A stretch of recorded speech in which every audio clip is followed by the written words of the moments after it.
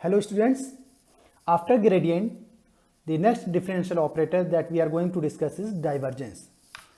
So let us start our discussion by considering any vector field A in which any object is placed. For example, this is any spherical object that is placed in vector field A. Consider a small volume of it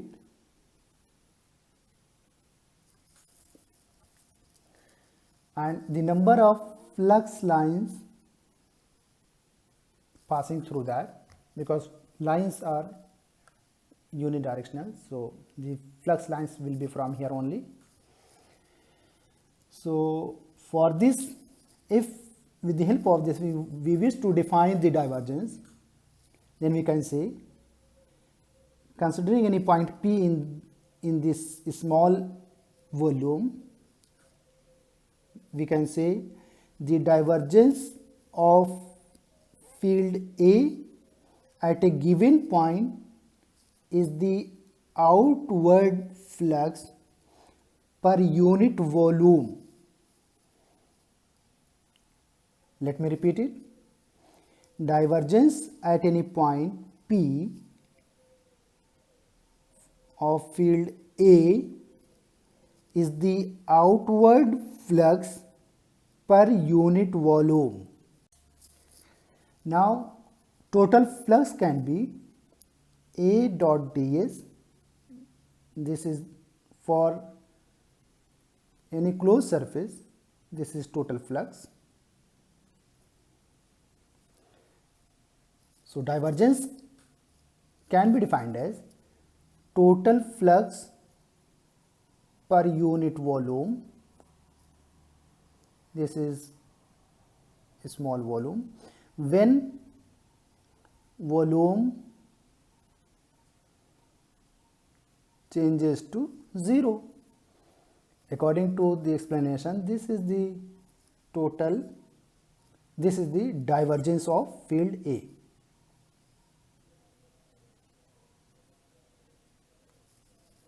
Okay. Further, it can be written as dot product with del. This is the divergence of field A at point P when this volume shrinks to 0. It is dot product.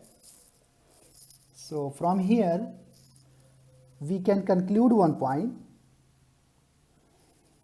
It operates on vector field.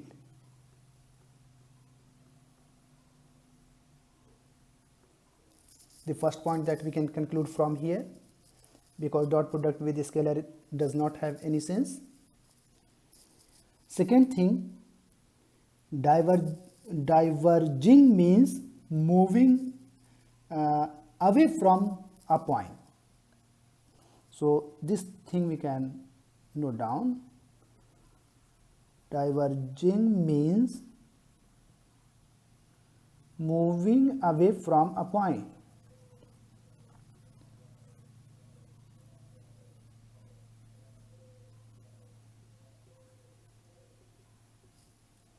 So on the basis of this we can further have understanding. For example, there is any charge, positive charge Q, and in this case electric field lines will be like this. What we can observe from here, the fields are coming out. So we can say outflow of the lines is greater than inflow, basically inflow is 0 of the electric field lines. So in this case we can say the divergence is positive. Okay. So divergence of this field, we can say that is field, suppose we indicate from E, will be positive. Now next we can consider if we have negative charge. In that case the field will be similar to this. In this case we can write the outflow of the electric field lines is less than inflow. So total fields are diverging, converging to the point. So in this case the divergence is less than 0. Basically outflow is 0. In this case divergence is less than 0, and this, if this field we indicate from E, then we can say divergence of E will be this, that will be less than 0. See, this is the dot product, that will be a scalar quantity. The product will not be a vector, though it is applied on vector field, but the resultant will be a scalar. In third case, for example, this is the field.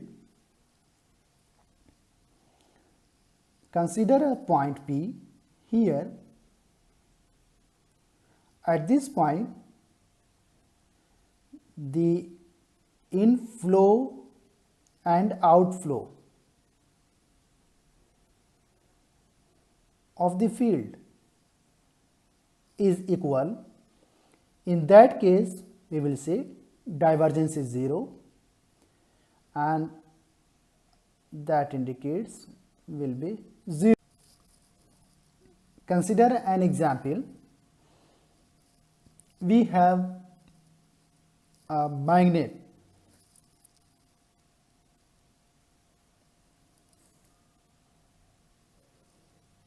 in which north and south poles are there. Field originates from north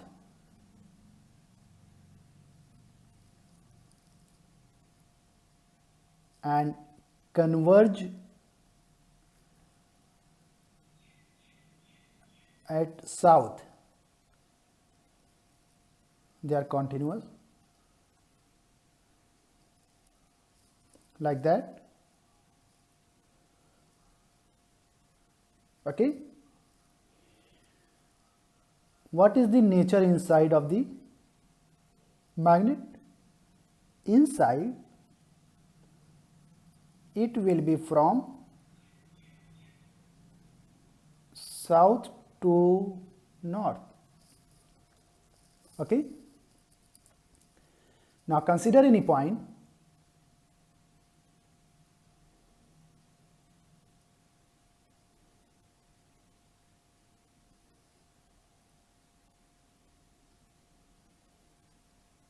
Consider any surface. At this surface,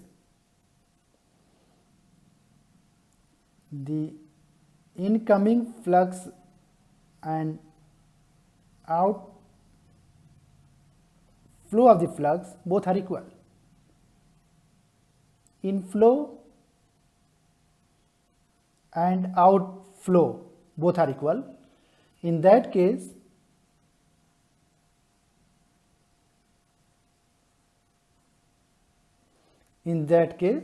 divergence will be equal to 0. So what we can write from here? Divergence of this magnetic field is equal to 0. Can we conclude any point from here? Okay, hold it at this point. Consider any one pole. If there is any one pole, though it is not existing, but for time being consider it. If there is any one pole, then field lines will be only diverging if it is north, and if it is south, then it is converging.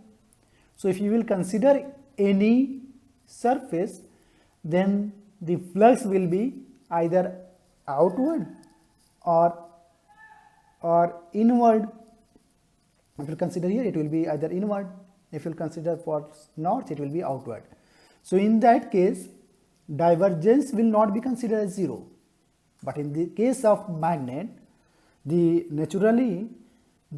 it completes a closed path. So due to that, the divergence of the field becomes zero. So from here we can conclude that the magnetic monopole does not exist.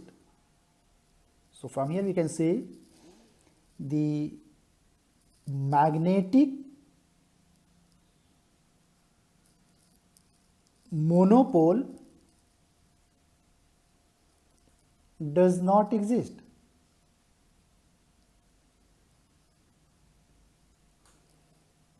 So divergence of magnetic field is zero. This is the proof that magnetic pole always exist in the pair. Okay. In the case of, let us consider another example, a case of dipole. Dipole is equal and opposite charges are separated by a small distance. For simple, this is the simple definition of dipole. So in the case of dipole, the flux line, you can say field flux, electric field lines, straight line, electric field lines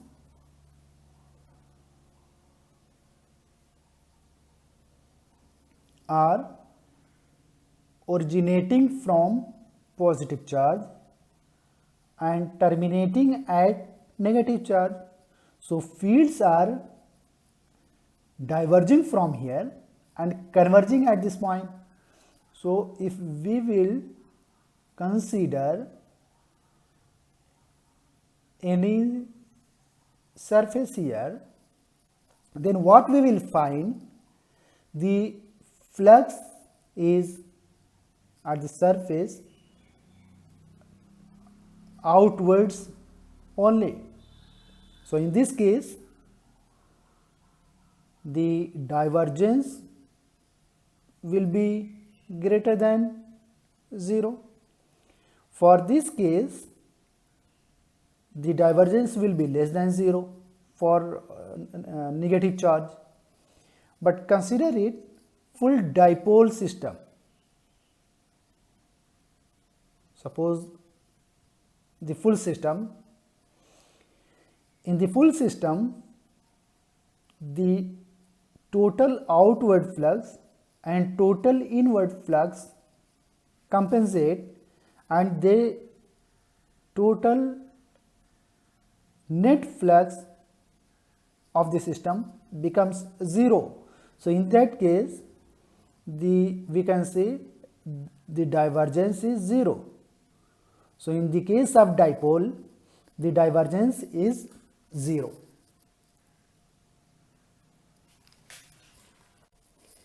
On the basis of this, the divergence theorem is defined that state that total outward flux of a vector field A through the closed surface is the same as the divergence of A with volume integral. So mathematically you can write the total outward flux from total outward flux from a closed surface is equal to the volume integral of the divergence of A. Okay. So, definition you can write: divergence theorem.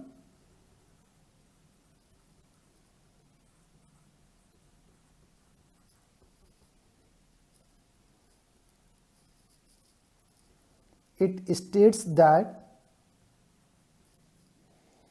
the total outward flux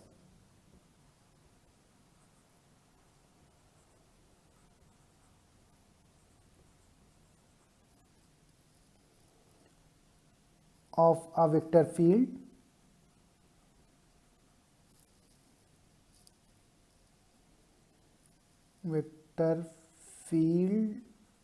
A through any closed surface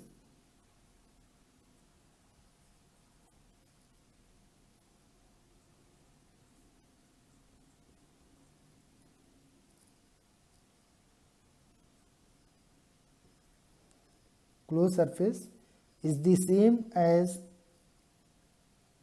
surface is the same as the volume integral of the divergence of A.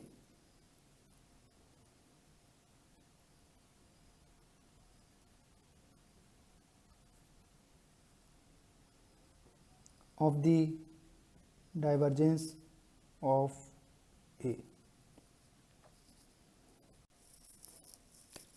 In mathematical form, for any vector field V, it can be written as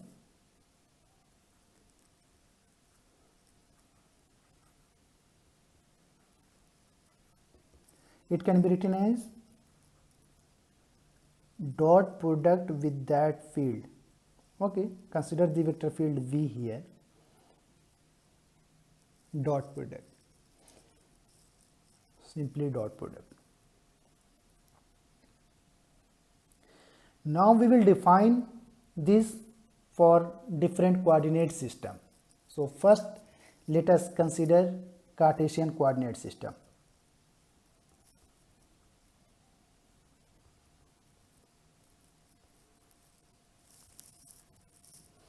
In Cartesian coordinate, to defining the divergence, the most important thing is to write the differential length. On the basis of that, we can easily define the divergence. So, the differential length in Cartesian can be written as dx with ax cap plus dy and dz. Okay. Now, if we wish to define the divergence of vector field V, then we know the del over del x plus del over del y. Here we are missing, okay, del over del z az with dot product dot v, and it will be further v because dot product of v component in the direction of x, and x will be 1, remaining will be 0 with v. So it will be v and will be v. So this is the divergence of v. So relate this with the differential length. So what we obtain? The vector field V, the partial derivative with dx, coefficient of ax, the partial derivative of v with the coefficient of ay, v with coefficient of az. In the case of Cartesian, just we have to take the with respect to dx, dy and dz like that. Now in cylindrical form,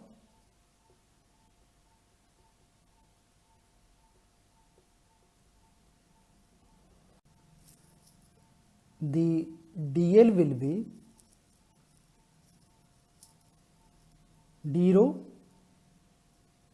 a rho plus rho d phi a phi plus dz az. Now we have to find the divergence in the case of cylindrical coordinate system. In that case, we will do del over del rho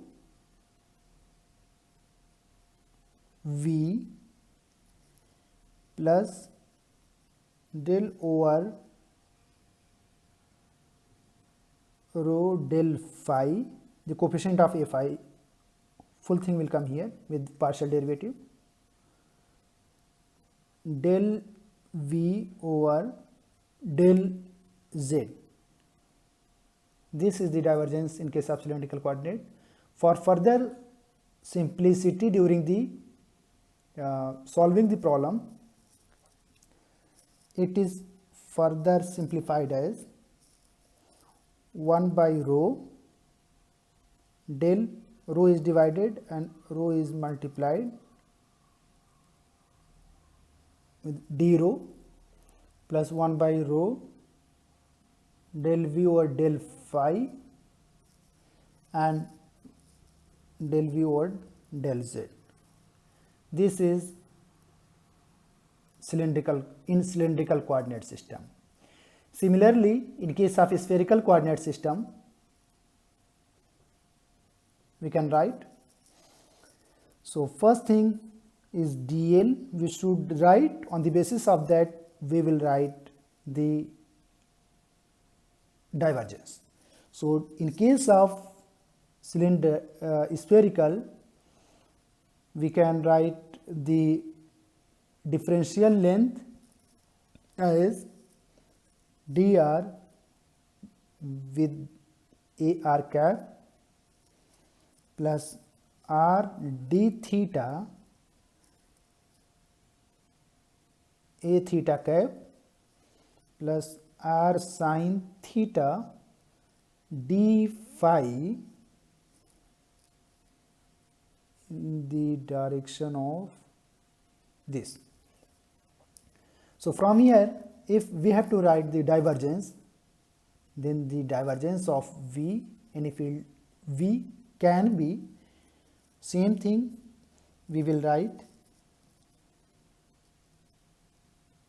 del, we will bring at the in the down as r square here.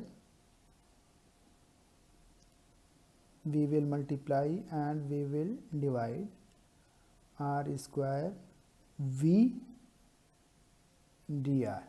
We are just multiplying with r square and divide by r square. Intentionally we are doing for to make our solving the problem easier, plus 1 by r sin theta. So we have to multiply here sin theta, that is extra term, with v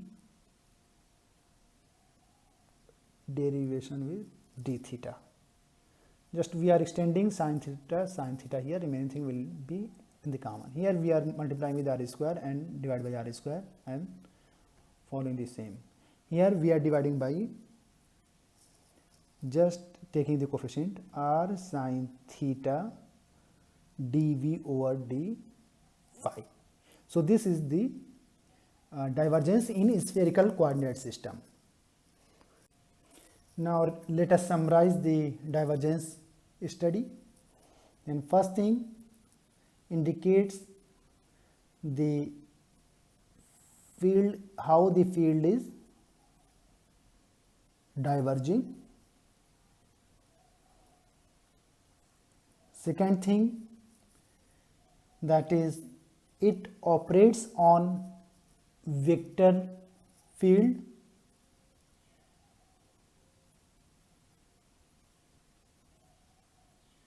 Vector field.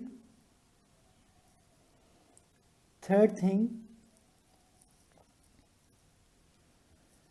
that the representation of this is the dot product with the field,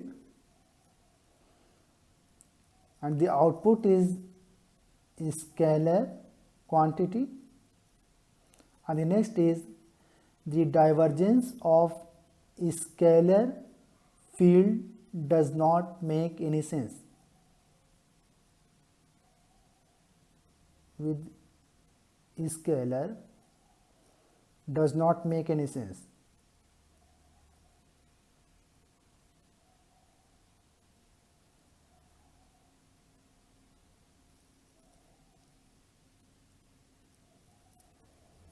I think okay, these are the points that we can summarize from divergence study. Field is diverging in nature, tells about the diverging nature of the field, operates on the vector field, representation is this, it produced the scalar field, you can say scalar field or scalar quantity. The divergence of scalar field, where V is a scalar here, scalar field does not make any sense. So this all was about divergence. Now we will discuss about curl.